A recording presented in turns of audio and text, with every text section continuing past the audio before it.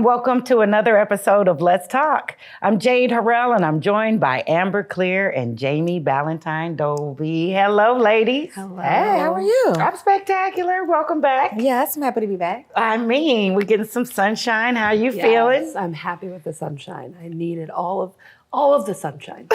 Absorb it into our skin. Yes. Well, we are so excited about summer coming up, leisure, summer trips, and easy reading. Yes. So I got to ask, what are you reading instead of what are you loving? I've been waiting to hear this. I am reading something so out of pocket for me. It's Silva's Mind Control Method.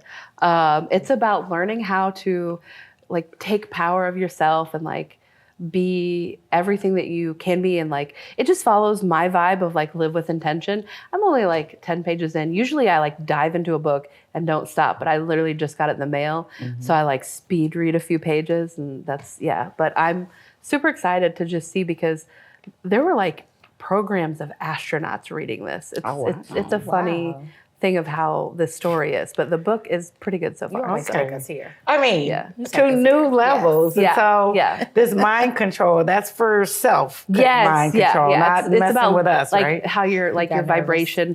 Some people call it chi, some people call it your soul, some people call it whatever. It's about learning to live authentically and with power. So it talks about theta, beta, and alpha power, and I don't know. Some of it's probably wackadoodle, where it's go half asleep and your best thoughts will come out. But it's some of it probably does help you tap into your organic creativity, where it's half asleep, he holds a ball, half asleep, drops it, and it wakes you up. And then it's whatever thoughts you're having in that lucid dream state, that's your creativity. See. So, well, I'm not going to assume that it's all off. There's going to be something to it. Yeah, there has to be, Please give us an update as you get deeper into that one. Yeah. Teach me some of those mind control strategies, right? So I know you're reading something great. Yeah, so, I have a 10-year-old. So we together are reading The Harlem Hellfighters. It's a book by Max Brooks. It's set in the early 1900s during World War I. It's an all-black infantry, 369th, I think, infantry regiment. So they didn't lose any soldiers. They didn't lose any of their fights during World War I. But is this based on a true story? It's history brought into real life, and it's kind of told in comic book style. So it's really, really good. My son, a great way to teach his history. My son loves comics. He loves history, and he loves he loves a good book. Yes, and the fact that you this is so perfect for our topic today, but that you have this special time. Yeah, because you know what? Every night we read, or afternoon we read together, and so he gets to pick the books. So shout out to IC. He picked this one. We went to I See Me bookstore. He picked this one. I mean, he's an avid reader. He's been reading. He's been reading since he was, a little bitty But thing. you established that. I bet you read to him as a kid. Because yeah, I mean, you know what? Our guests really helped establish that. But shouts out to Urban Sprouts who introduced me to them. So Okay. Folks will want to know more. Yes. Well, I'm just working on sharpening my skills. So I've been reading Dream Sync Launch by our very own local author and entrepreneur coach, Christy Jackson. And that's tighten me up. She's the best. She is absolutely the best. Well, reading is exactly what we're going to talk about today. So get ready. We're going to take a quick break, but when we return, you're going to learn about an organization helping young people realize books are fun and teaching them to go beyond their imagination with the simple act of reading. So stay tuned. We'll be right back.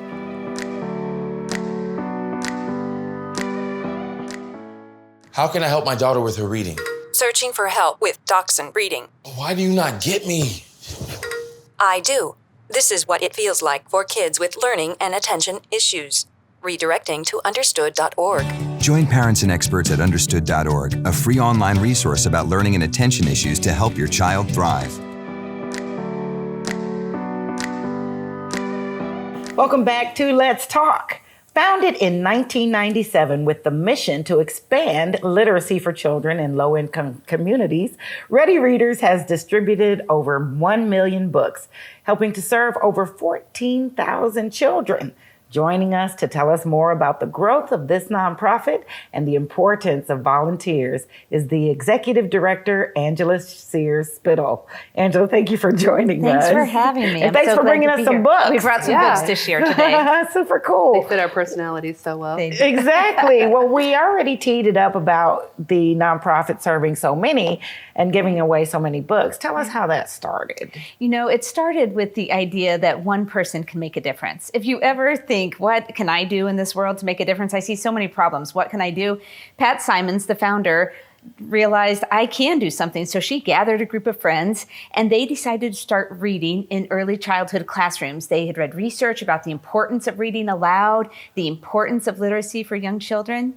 And so that's how it started 25 years ago. Spectacular. Yeah. So then what excited you about it and what problem did you see that said you wanted to step up in leadership of this task? It was the same thing, right? I wake up and think, what am I going to do to make this world a better place? I want to be I want to be so involved in the education system, but I could not be a teacher. It would be not great for anybody, right? Respect to the teachers, to know, and triple respect to early childhood teachers, absolutely. Right? They are doing God's work in amazing ways. But this is a way that I can be part of the education system and improving equity for education for our children. And the way volunteers can be part of it too. So that's the reason I love it. It combines the importance of education with improving equity in education. And it's something anyone can be part of. Absolutely. I love that. Absolutely. I love that. I was introduced to Ready Readers through my son's school, Urban Sprouts Child Development Center. And I just remember how dedicated the volunteers were. So as a parent, I was like, oh, wow, they're coming in every week. And their volunteer has been there for years and she's been committed, but also really introducing us to books that maybe you don't see at the book fair, you don't see at the library. Really talking about that equity piece and making sure you have cultural appropriation books. It was just so wonderful. My son got excited when Ready Readers was coming. And I love that. I love the work that you all have been doing. So thank you. It's so fun. We talk about sharing the joy and the power of literacy, right? Because it's both. It is pure joy. For a 3-year-old, a 4-year-old, reading should be so much fun. Where do pants go, right? It's so much fun, right? It makes kids laugh. We do some singing. We do finger plays because children have to learn how to move their fingers to turn the page of a book, right? Fine motor skills. Fine motor skills, right? And we do mindfulness activities with kids. A 4-year-old has to learn how to be still for a story time in order to eventually be still at a desk.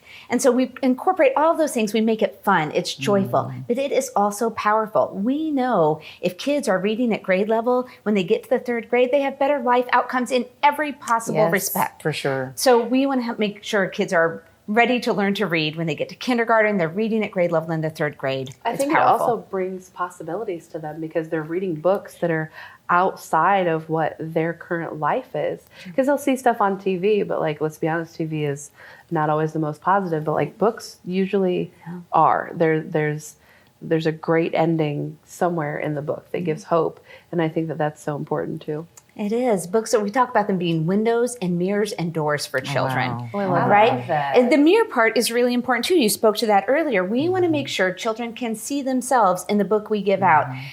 Less than 12% of books in the children's publishing world feature children of color and authors of color, right? I'm sorry, you said less than 12 in the entire world? In the country, I should say, right? In the country, still, right? I mean, it's ridiculous, right? It's ridiculous. Yeah, so that's nothing to more boast than about. 70% of the books we distribute feature children of color, characters of color, because we think that is so important. The other 30%, to be honest, are books about monsters or animals, or a lot of kids' books feature, right? I mean, a lot of kids' books feature monsters and animals and those kinds of things too, but we think it's really important for kids to be able to see themselves. Absolutely. And there's something that's really impressed me about the preparation, and I believe that plays into seeing yourself, even beyond seeing myself in culture or as my race or color or other classification.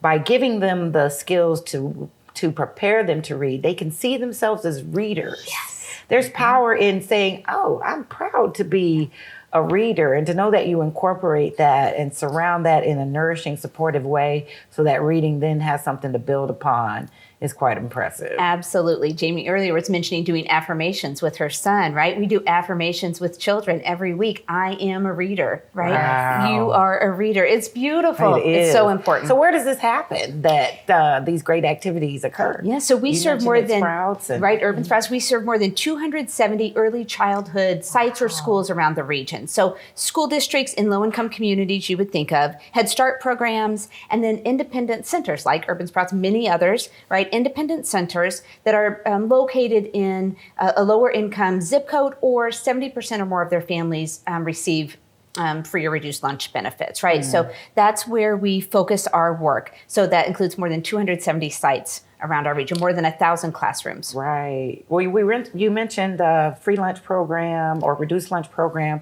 as well as, the skills of teachers. Do you partner with schools in any way with this effort? Because I know that they have baseline numbers that they need to meet, and reading is at an all-time low for grade levels as early as early learning, right. All the way up to our high school students. Right. Are you working with our school districts and in the schools directly? We do, yes. We're directly in the school districts. So we are in early childhood classrooms. Right now, we're serving birth to kindergarten classrooms. That's our focus right now. Getting them ready. Getting it ready, Yeah, right? yeah. We're starting at the very beginning because literacy starts at the very beginning. Yeah. Starts Absolutely. at the beginning. What does it mean to, I see the books that we have all have the Ready Readers stamp on that. What does it mean to kind of get that Ready Reader stamp of approval? Yeah, for us, it's a highly curated selection of books that we send home with children. We send home 7 books a year, and we go through thousands of books. Publishers send us books, authors send us books. We go through thousands to find books that kids are going to be drawn to over and over and over again, and that are great for reading together, right? That's what we're searching for when we pick out books. That builds such a sense of community too, because does. not only do they have someone reading to them, with them, but they have other people that are enjoying the same book that they can have discussions about. And that's super important to grow a sense of community with your peers. It is. Well, then you said you send the books home. And then we send the books home. yes. Kids' home libraries, right? We provide books for classrooms and for kids' home libraries. So that's how we've gotten more than 1 million books into kids' home libraries over the past 25 years. I love this amazing. because this reminds me, my dad was a barber. And so this book, Cool Cuts by, I hope I'm pronouncing her name correctly, Mikhail Renee Rove. She's from U City. It reminds me of, remember growing up, the barbershops would have all the different styles, and that's how you could pick your haircut. But this one has the names of the haircuts, a picture, but also affirmations next to them. I would love, these are the books I want to see in homes, but also how cool would this be to go into your kid's barbershop and this is there? Right. For them to kind of get motivated to get in the chair and get something. Are you intentional about picking local authors that have a local connection as well? We love it when we can, and we work with St. Louis Black authors of children's literature to identify local authors and books. So Julius Anthony Cannon's Crash Course is by a local author, Montrese. It's an amazing, fabulous book. We distributed it last year. Okay. So we work with Julius and that group to distribute the local authors when we can, as much as possible. We order these books in quantities of 10 or 11,000. So, we're getting a lot into our warehouse all the time. So, well, what that does for local authors, and I'm so glad you brought that up, is that it then gives them an advantage and an opportunity to expand. So then I would imagine if only 12% in our nation are books that are authored by people of color, then access could probably be a contributing factor to that. Why are we losing authors or don't have enough? Right. Not necessarily even just in the publishing aspect of it. right, absolutely. Who pays for all these books? So we take donations. We just work hard at fundraising to have donations that pay for books. Right. And our staff, right? We have a small staff because our work is primarily done by volunteers, but we do have to have some folks in the office to do the work of getting the books in and back out the door and working with volunteers. I love it. Well, we're going to take a quick break. And when we come back, you got to stay with us. We'll return with the Executive Director of Ready Readers, Angela Sears Spittal, and some more great book talk. We'll be right back.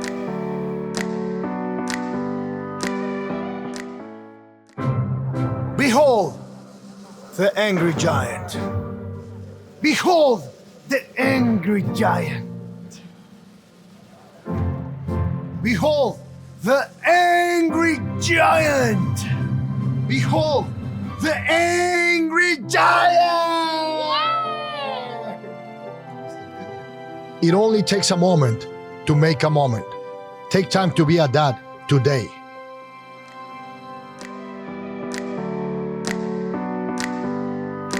Welcome back to Let's Talk. We've been chatting with Angela Sears Spittal about Ready Readers and the impact, the incredible impact this nonprofit organization is having on the community. Thank you again for sharing all this great information. I know that I'm so excited. I'm like loving your shirt and wanting to get back in the groove. Amber, you brought up a good point though about this digital space and being all on our phones. I love physical, tangible books.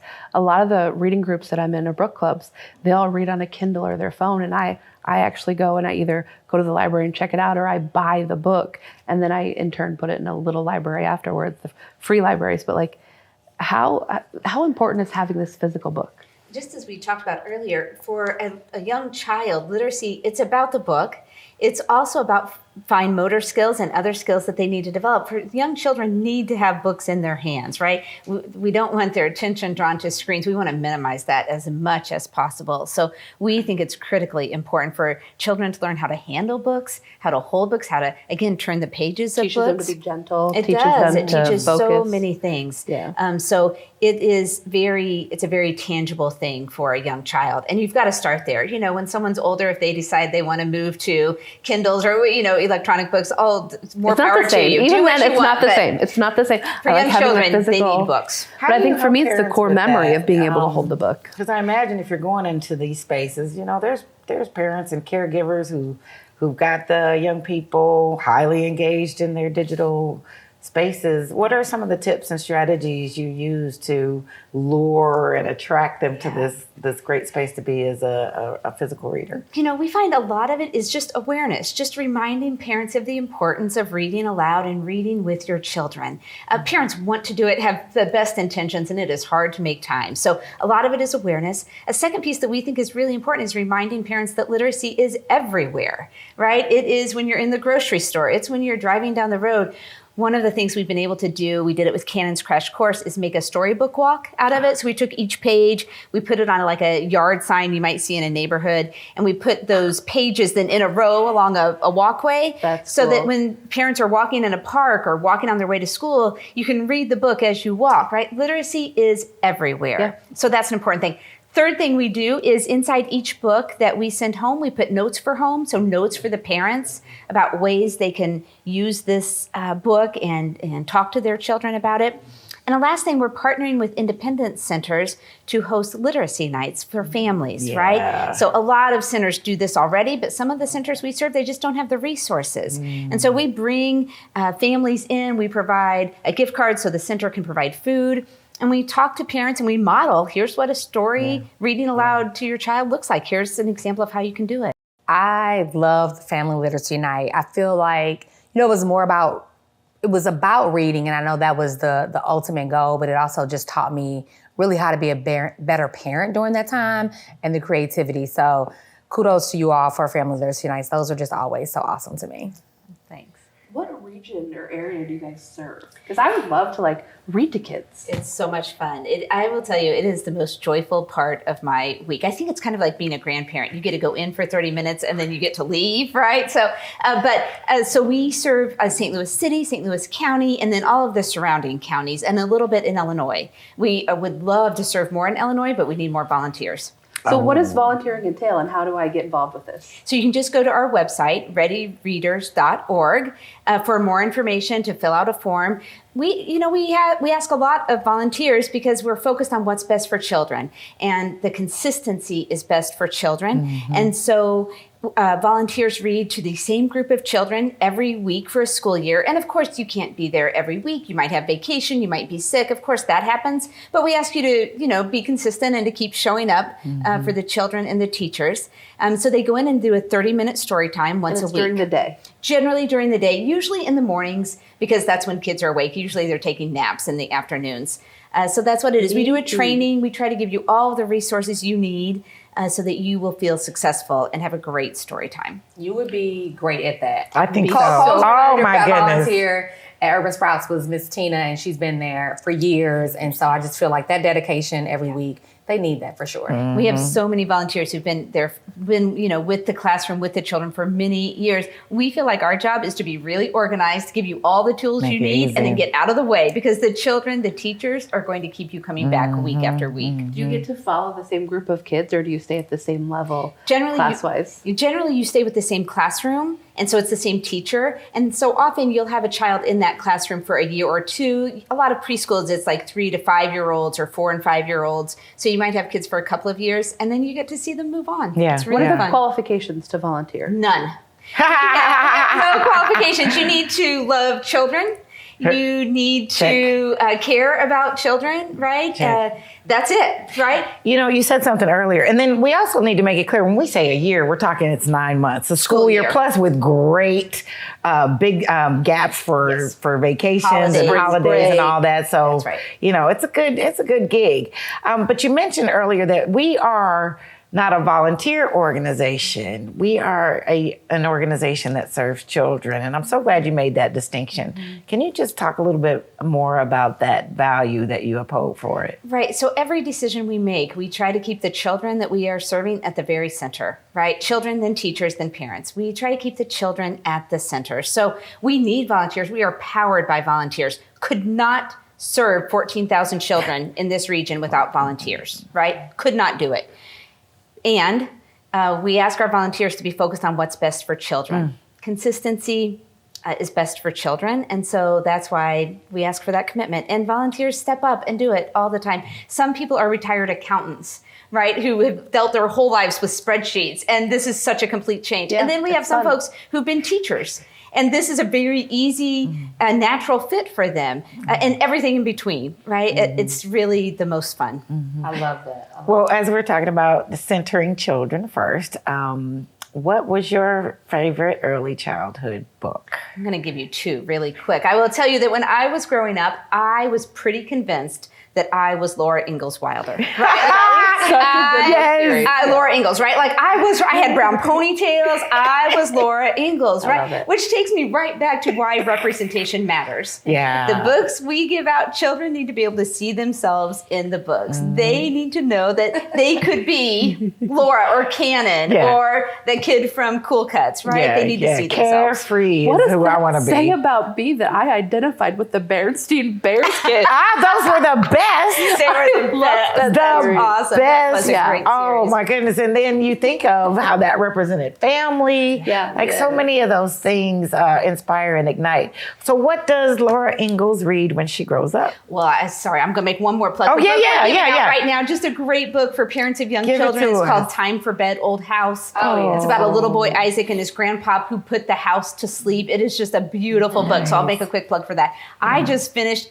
You know, I like to escape in books. Books are an escape for me. So you're still an avid reader today. I'm still an avid reader, right? So I just finished The 7 Husbands of Evelyn Hugo. It was just a great light read, just a really easy escape kind of book. It was great.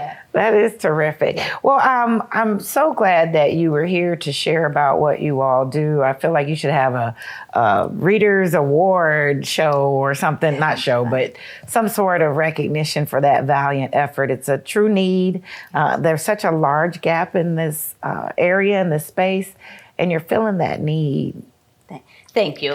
What will keep you volunteers going? Are filling it, right? How will you sustain this? What will keep you all going? And as our children have children, that's a great question. We've been here for 25 years now. I've said before, we are powered by volunteers, so the volunteers will keep us going, and the donations keep us going. That's it. Without that, we don't exist. So that's what's going to keep us going, and the need. Right? My goal is that Ready Readers doesn't exist because there's not a need for Ready Readers. We're not there yet. We're not going to be there in the next couple of years. So until then, Ready Readers will be there trying to close the equity gap in education. For sure. Well, we take it back to the top with trying to make a real difference. And how can we do so? You've stepped up to the plate to do that. It does. It says literacy, your shirt, a gateway to equity. So absolutely. Can't get any more truer than that. Can they buy the Very shirt? clear. You can volunteer. Volunteer, I'll take it. It works for us in our platform too. Angela, thank you so much for joining us. And thank you all for watching. And congratulations again on everything that's happening at Ready Readers. If you'd like to get involved, and I hope you do, contact Ready Readers and get more information by visiting readyreaders.org or connect with them on their social media platforms for a limited time and then get you a book. Stay with us. There's more Let's Talk when we return. We'll be right back.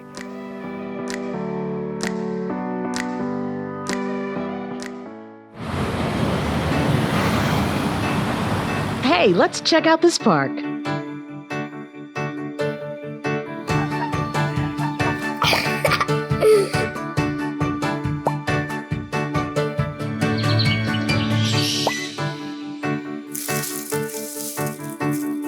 Oh, wow, that's really cool. To find a great local park or forest near you, go to discovertheforest.org. So glad you stuck around and hope you enjoyed that segment with Angela as much as we did. She was great. She was amazing. I think Ready Readers, everybody needs to learn about the organization, but also remind us that we even can read a little bit more. Yeah, that was reading isn't everything. It's directions. It's how to wash your clothes. It's stop signs. Mm-hmm. Reading is so much more than just a book. It's your fine motor skills. It's learning quiet sitting. And yeah. And I really embrace that walking through the park and reading because then it embeds it even further. That was cute. Yeah, that was cute. I really like that. I'm excited. She said we're going to be in 10 different parks this year. Mm-hmm. I'm going to look out for those and really take them on a nice. That's a nice field trip for sure. Yeah. Well, totally good. Well, ladies, we could enjoy that and talk about it. But unfortunately, we are out of time again. We'd like to thank our guest, Angela Sears Spittal of Ready Readers for being with us today. And thank you at home for joining us as well. The show may be over, but you can always find us on Facebook, Twitter, Instagram, and YouTube, or just visit us at stltv.net. I'm Jade Harrell for Amber Clear and Jami Ballantyne Dolby. We'll see you next time on Let's Talk.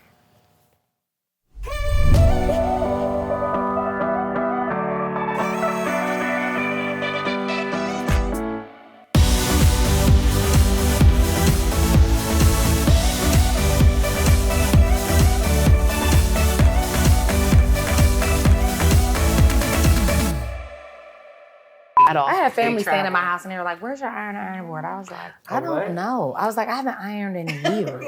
Ready Readers has my fault, y'all. With the mission of expanding,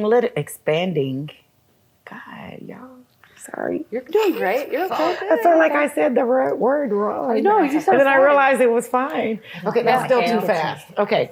All right, there's the charm. Michelle.